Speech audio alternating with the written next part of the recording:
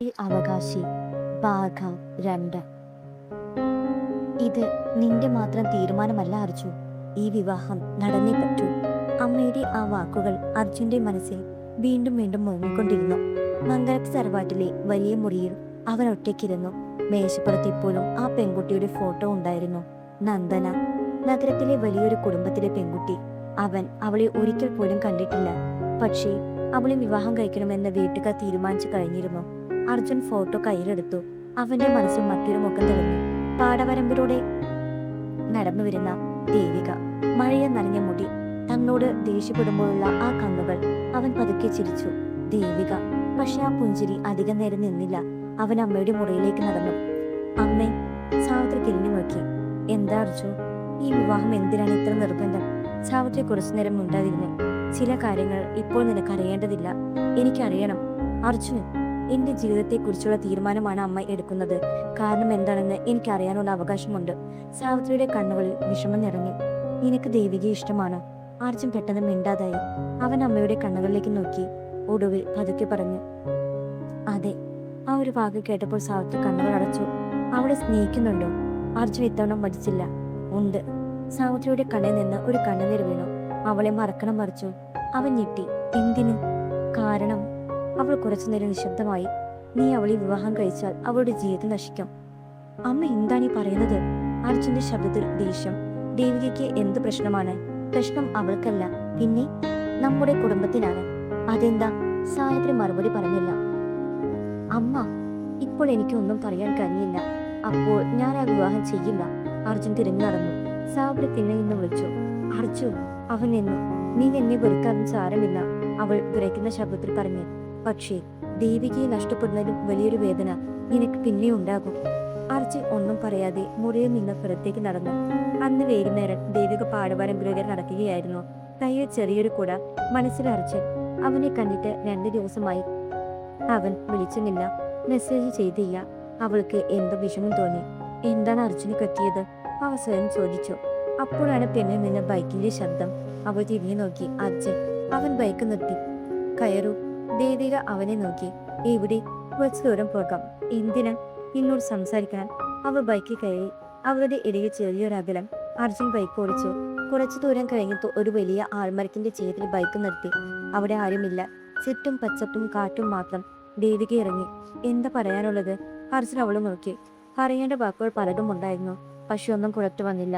അർജുൻ. എന്താ പ്രശ്നം? അവൻ അവളുടെ അടുത്തേക്ക് വന്ന്. ദേവിക. എന്താ? നിനക്ക് എന്നെ വിശ്വാസമുണ്ടോ? അവൾ ചിരിച്ചു.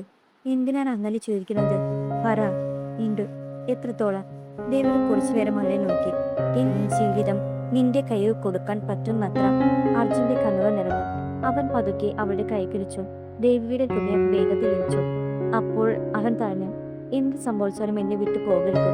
ദേവിയുടെ കണ്ണുകൾ നിറഞ്ഞു. നീ എന്നെ വിട്ടു പോകുമോ? അർജുൻ ഉടനെ പറഞ്ഞു. ഒരിക്കലും. വാക്കാണോ? വാക്ക്. അവൾ അവളുടെ കൈ മുറുകെ പിടിച്ചു. എങ്കിൽ നാളും ഒരിക്കലും പോകില്ല. ആ നിമിഷം അവർക്കിടയിൽ വാഗ്ദാനം ജനിച്ചു. താലിയില്ലാതെ, വിവാഹമില്ലാതെ, സാക്ഷികളില്ലാതെ, പക്ഷേ മനസ്സിലൊരു ബന്ധം. അർജുൻ അവരുടെ മുഖത്തേക്ക് നോക്കി. ദേവിക. നിനക്കൊരു സ്വപ്നമുണ്ടോ? അവൾ ചിരിച്ചു. ഉണ്ട്. എന്താ? വലിയ സ്വപ്നമൊന്നുമല്ല. കര. ഒരു ചെറിയ വീട്. അർജുൻ പുഞ്ചിരിച്ചു. പിന്നെ വീടിന്റെ മുന്നിൽ ഒരു മുല്ലക്കണ്ട്. പിന്നെ വൈകുന്നേരം വീട്ടുമുറ്റത്തിരുന്ന് ചായ കുടിക്കണം. അർജുൻ ചോദിച്ചു. ഒറ്റയ്ക്കോ? ദേവിക അവനെ നോക്കി. അവളുടെ കവിളുകൾ ചുവന്നു. അറിയില്ല. എന്നെ കൂടെ ഇരുത്തുമോ? അവൾ ചിരിച്ചു. നിങ്ങൾക്ക് ചായ ഉണ്ടാക്കി തരാം. നിങ്ങൾക്ക്? അതെ, എനിക്ക് ഇഷ്ടമുള്ള പോലെ. എങ്ങനെ? കുറച്ച് മധുരം. ദേവിക ചിരിച്ചു. അപ്പൊ പഞ്ചസാര കൂടുതലിടാം. അർജുൻ അവളുടെ കൈ കുടിച്ചു. പക്ഷെ ജീവിതം, അവൻ പതുക്കെ പറഞ്ഞു, അത്ര മധുരമുള്ളതായിരിക്കില്ല. ദേവിക അവന്റെ മുഖത്തേക്ക് നോക്കി. നമ്മൾ ഒരുമിച്ചുണ്ടെങ്കിൽ മതി. ആ വാക്ക് അർജുന്റെ മനസ്സിൽ ആഴത്തിൽ പറഞ്ഞു. അന്ന് രാത്രി മംഗലത്ത് തറവാട്ടിൽ വീണ്ടും വിവാഹത്തെക്കുറിച്ച് സംസാരിക്കുകയായിരുന്നു. അർജുന്റെ അച്ഛൻ രാഘവൻ ഉറച്ച ശബ്ദത്തിൽ പറഞ്ഞു.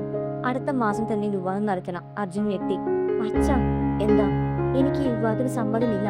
മുറിയിൽ നിശബ്ദത. രാഘവൻ പതുക്കെ എഴുന്നേറ്റു. നിന്റെ സമ്മതം ചോദിച്ചല്ല ഞാൻ ഈ കാര്യം തീരുമാനിച്ചത്.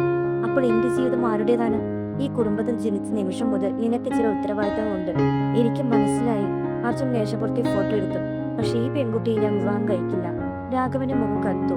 നീ ദേവികയെ വിവാഹം കഴിക്കാനാണോ പോകുന്നത്? അർജുൻ അച്ഛനെ നോക്കി. അതെ. രാഘവൻ പെട്ടെന്ന് മേശയെ കൈയടിച്ചു. അവളുടെ പേര് ഈ വീട്ടിൽ ഇനി ആരും പറയരുത്. അർജുൻ ഞെട്ടി. എന്തുകൊണ്ട്? രാഘവൻ മറുപടി പറഞ്ഞില്ല. അവന്റെ കണ്ണുകളിൽ വർഷങ്ങളായി ഒളിപ്പിച്ചു വെച്ച് എന്തോ ഒരു വേദനയുണ്ടായിരുന്നു. അർജുൻ മുറിയിൽ തിരിച്ചെത്തി ഫോൺ എടുത്തു. ദേവികയ്ക്ക് വിളിച്ചു. ഒന്നും കിട്ടുന്നില്ല. വീണ്ടും വിളിച്ചു. ഇത്തവണ ഫോൺ എടുത്തു. ഹലോ. അവളുടെ ശബ്ദം അർജുന്റെ മനസ്സ് ശാന്തമായി. ദേവിക, നീ ഉറങ്ങിയില്ലേ? ഇല്ല. എന്താ? ഒന്നുമില്ല. എനിക്ക് നിന്നോട് ഒരു കാര്യം പറയാനുണ്ട്. പറ. ഞാൻ അവൻ പറയാൻ തുടങ്ങുമ്പോഴാണ് പുറത്തു നിന്ന് അമ്മയുടെ ശബ്ദം. അർജു. അവൻ തിരിഞ്ഞു നോക്കി. വാതിക സാവിത്രി. അവളുടെ കയ്യിലൊരു പഴയ മരത്തെട്ടി. ഫോൺ വയ്ക്കൂ. അമ്മേ, ഇത് നിനക്ക് കാണേണ്ട സമയമായി. അർജുൻ ഫോൺ താഴെ വെച്ചു. ദേവിക മറുവശത്ത് ഹലോ അർജുൻ എന്ന് വിളിച്ചുകൊണ്ടിരിക്കുന്നു. അവൻ ഫോൺ കട്ടാക്കി. സാവിത്രി മുറിയിലേക്ക് വന്നു. മരപ്പെട്ടി മേശക്കടുത്ത് വെച്ചു. അവൾ തെറ്റിപ്പറഞ്ഞു. അതിനുള്ളിൽ ഒരു പഴയ സാരി, ചില പഴയ കത്തുകൾ, ഒരു കറുത്ത വെളുത്ത ഫോട്ടോ, അതിനിടയിൽ ഒരു സ്വർണ്ണത്താലി. അർജുൻ അതിലേക്ക് നോക്കി. ഇതെന്താ? സാവിത്രി പതുക്കെ പറഞ്ഞു. ഇത് നമ്മുടെ കുടുംബത്തിൽ തലമുറകളായി സൂക്ഷിക്കുന്ന താലിയാണ്. അതിനെന്താ? അവൾ അവന്റെ കമളിലേക്ക് നോക്കി. ഈ താലി ആരുടെ കൈക്ക് കെട്ടണമെന്നത് നിന്റെ അച്ഛൻ വർഷങ്ങൾക്ക് മുൻപേ തീരുമാനിച്ചതാണ്. അർജുൻ എത്തി. ആരുടേത്? സാവിത്രി മറുപടി പറഞ്ഞതിന് മുമ്പ് കെട്ടിയുടെ അടിയിൽ കിടന്നിരുന്ന ഒരു പഴയ കത്ത് അവന്റെ കൺകുത്ത്. കത്തിന്റെ പുറത്ത് എഴുതിയത് അർജുന്റെ വിവാഹ ദിവസം മാത്രം തുറക്കുക. അവന്റെ കൈകൾ ജലച്ചു. അവൻ കത്തെടുത്തു. പക്ഷേ അത് തുറക്കുന്നതിന് മുമ്പ് സാവിത്രി അവന്റെ കൈ പിടിച്ചു. അർജുൻ, എന്താ അമ്മേ? അവളുടെ കണ്ണുകൾ നിറഞ്ഞിരുന്നു. ആ കത്ത് വായിച്ച ഈ ദേവികയെ ഒരിക്കലും വിവാഹം കഴിക്കില്ല. അർജുൻ അവളെ നോക്കി. കയ്യിൽ ആ കത്ത്. നംസേ ദേവിക. മേശപ്പുറത്ത് വർഷങ്ങളായി ഒളിപ്പിച്ചു വെച്ചിരുന്ന ആ താലി.